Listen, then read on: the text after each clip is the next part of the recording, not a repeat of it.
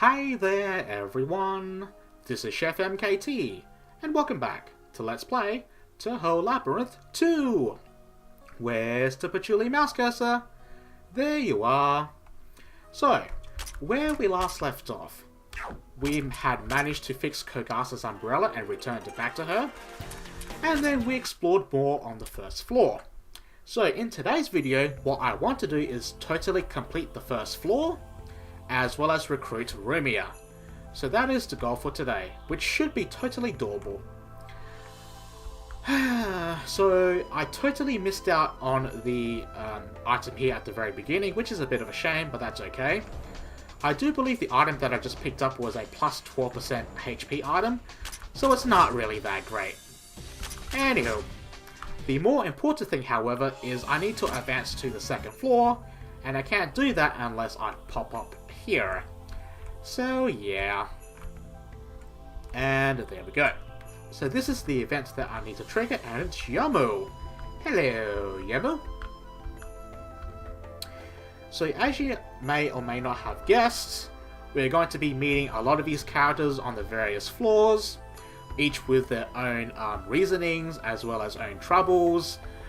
We may need to help them, or they want to help us, or any other thing can happen here. I don't know, I can't read Japanese. I'm sorry, that's just the truth. Anywho, so it looks like we have some troubles here.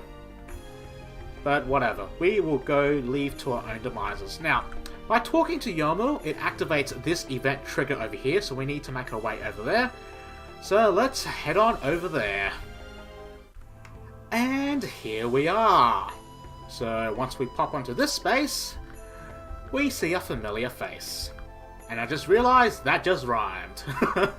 It's a Chono! How you doing, buddy?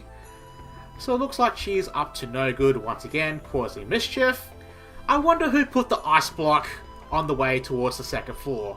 Who could possibly have powers of ice? I wonder. Well, for those of you at home who are playing the Sherlock Holmes game, it's Chono.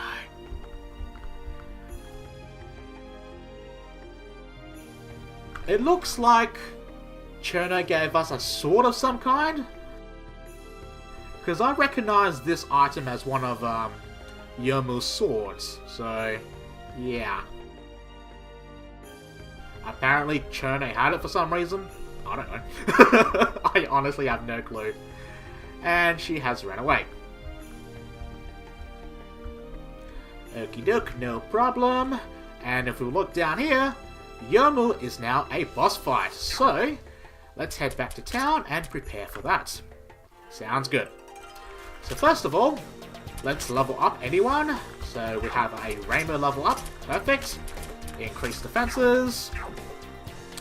Now, I actually picked up an item on the way over there, which is quite odd. And it's pretty good, actually. So let's go check it out. Doop-a-doop-a-doo. Not that. Not that. This! Plus 24% speed. Doesn't do much right now, but that's okay. It's a pretty rare drop to get on the first floor, I have to admit that. So I'm getting pretty lucky with the item drops. Anywho, Kogasa needs some attack power, that's perfect. Kiane... no. Kogasa needs some HP, there we go. And Marissa is pretty much fine for the most part. Now, the last bit of preparation that we need to do is for Marissa. So if we go to the skills tab right here, I'm going to do this very, very briefly. So, over here is the amount of skill points that you have, and then you can spend them on various passives, or you can use them to also increase the power of your spell cards. So this is the amount that is required to level up the skill or spell card, and this is the maximum level that you can achieve with said skill or spell card. Now, I'm not going to go through all of those right now. There's no way, there's too much time, it's too boring. What I want you to do if you're playing this game is to seek the English wiki for this game. It has the information for the skills for most of the characters on the earlier floors. So there's that. Anywho, for this fight in particular, you want to have Marissa to have 27 MP so she can use Master Spark. Now, as of right now, Marissa has 25 MP with the plus 3 MP accessory main weapon. So if we level this up twice, this gives Marissa the 27 MP pool she requires for Master Spark. Isn't that great? So great, so great. So I'm going to make a save right here. Lovely. Let's head on into the dungeon and fight the Yomu. So, as you may or may not have guessed, Yomu is a physical attacker. Pretty self-explanatory there. She has a sword. In fact, she has 2 swords. Aha! So, as you may imagine, she does very high physical base damage. So, you really want to have your tankiest characters on the leftmost slots for damn sure. However, if you get very unlucky and she targets someone on the right slots, you're pretty much screwed. So, a little bit of luck is involved in this fight. However, I'm pretty prepared enough to take this on at this point. So, as long as nothing horribly goes wrong, I should be fine. So, as you can see, Momiji takes like half her health just from one attack. So, that's quite scary. So, I'm going to buff up my defenses. Good. Going to buff up my attack for Kogasa. Lovely. Momiji can do a single target for some damage, and it misses completely. Now, as for Kogasa spell cards, so what do they do? So the first one here is a Nature Elemental attack full screen, and it may inflict fear or the shock status effects. Once again, I'm not going to talk about status effects, that will be for later. The second one here is a single target dark attack. It can inflict terror, but it can also lower the target's mind stat, which means it will make magic damage much more potent. Aha! Now you see where I'm going with this, don't you? And finally, this is a row attack, so it hits either the front row or the back row, and it is a ice elemental attack. So clearly I'm going to do the single target because it lowers mine. Hell yeah!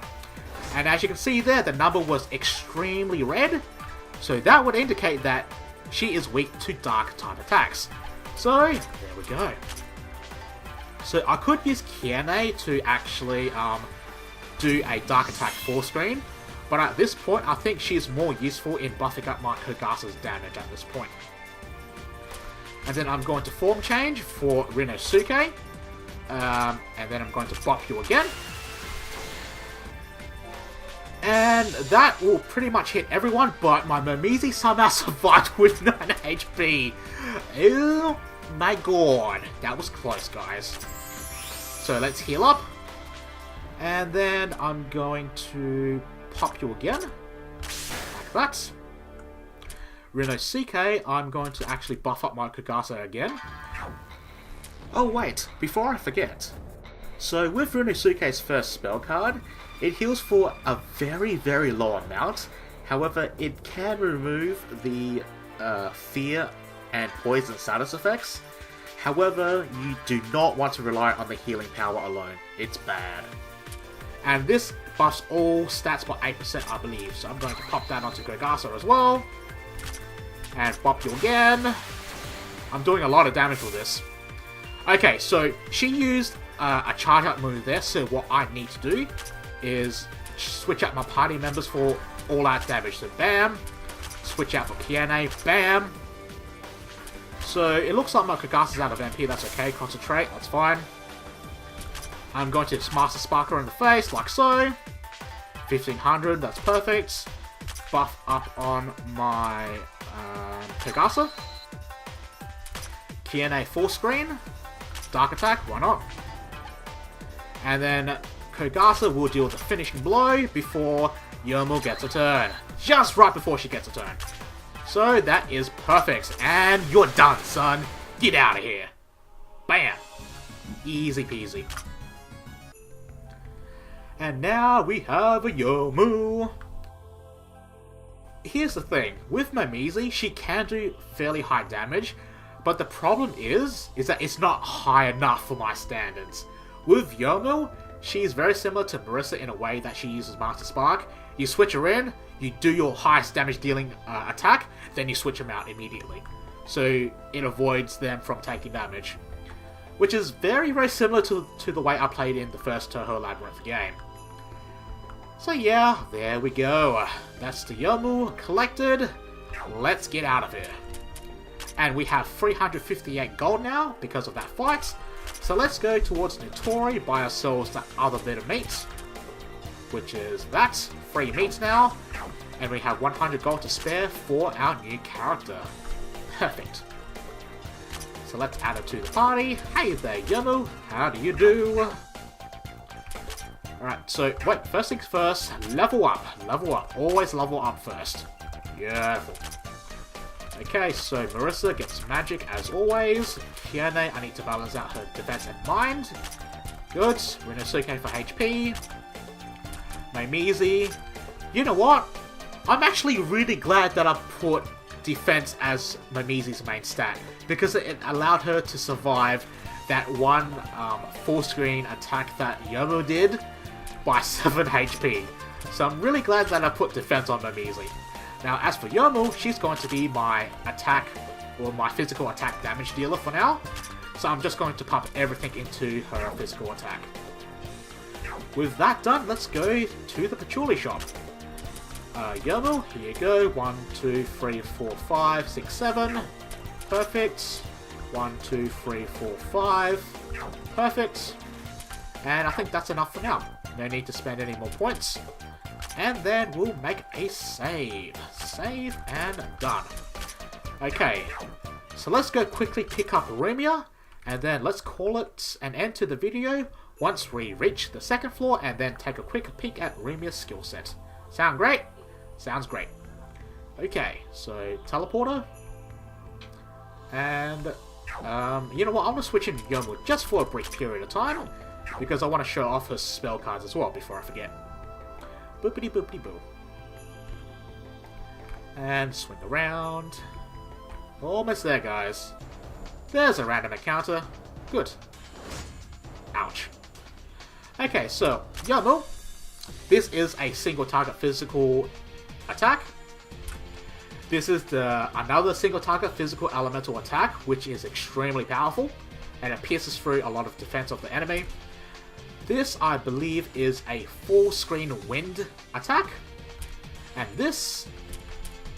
yeah, they're both full screens, actually. Okay, so this is the wind full screen. This is the nature elemental full screen. So she has some good elemental coverage. The only problem is that Yomu's MP is really low, but so is Maimizi, so I can't really fault either of them for that. So this is what the... So when Yomu charged up in the boss fight, she was charging up for this move. And as you can see, it's pretty damn powerful, so if I took a hit of that, pretty much everyone in my party was going to die. Except for maybe Maimizi or Raimuk, since they have high physical defense at the moment. And if I recall correctly, I put the physical resistance item on the Raimuk as well, so she had a pretty good chance of surviving that. But in any case... I just realized that I completely passed by Rumia. Okay, hang on. Let me just quickly get to the stairs, get the checkpoint, then go back, swing back around for Rumia. And my Yomu's out of MP. Good, that's exactly what I wanted. But, I don't care at this point, because I know I'm not going to be in the dungeon for that much longer. Alright, let's head to the stairs, wherever they are. And yeah, there it is. Excellent. Go to the stairs, go to the stairs. And stairs. Nope, never mind. Up the stairs we go. Oh. Got a bit more of a tutorial, I guess, or some sort of dialogue. Don't know what's going on. And checkpoints get. Almost. Almost there. They're just explaining the checkpoint. So essentially what the checkpoint allows you to do is that when you want to go back into the dungeon, you can warp back to any of the checkpoints that you have touched. So, very important to get checkpoints, because it saves you a lot of time and hassle when you want to get back to where you were. So with that said, let's head back downstairs really quickly and nab ourselves the Rumia. Because I do like my Rumias. They are very roomy. That didn't sound quite right, did it? No, it did not. I regret saying that, but you know what? Whatever. It's been said, I'm not going to edit it out. I am such a bad person. Concentrate. Full screen. Lovely. Full screen. And deadsies. Swing around down here really quickly to make sure there's nothing else of interest. Good. And if we look at the map, there's only like 3 tiles left unexplored that we can get to, but I know there's something there. So I'm not going to bother getting those last 3 tiles unexplored. Aha. So let's head back down here to nab ourselves to Rumia. It's a squirrel! Go die! Yeah! And finally we get our prized possession on this floor, the Rumia. Yeah, we got your free meat, buddy. Here you go. Now, keep in mind that you do lose all 3 of those items. You don't get them back. However, it's a nice trade-off because Rumia is pretty cool. But of course, I'll have to showcase her at a later date. Alright, so that's the Rumia gotten. Let's head back to town. Quickly level her up and show what she can do really briefly. Bloody bloody blah. I have no idea what they're talking about. Probably something uninteresting. And oh, what's this about? Oh, okay. So this tells you how to grind up for levels. So if you press the M key on your keyboard, you will stand at one spot and the encounter rate will go up because of it. Then you can do that to level up very quickly. Level up. So for Rumia, she is pretty much the same as Marissa. She is a magic damage dealer. So you can just pump all of your points into the magic stat, and you're good to go. And let's give her some more stat points as well. So 1, 2, 3, 4, 5. Done. And that is the video for today. Thank you very much, guys, for watching. Tune in next time when we explore the 2nd floor. Ah yeah, gonna be a lot of fun. Okay, and done. I'll see you guys next time, whenever that may be.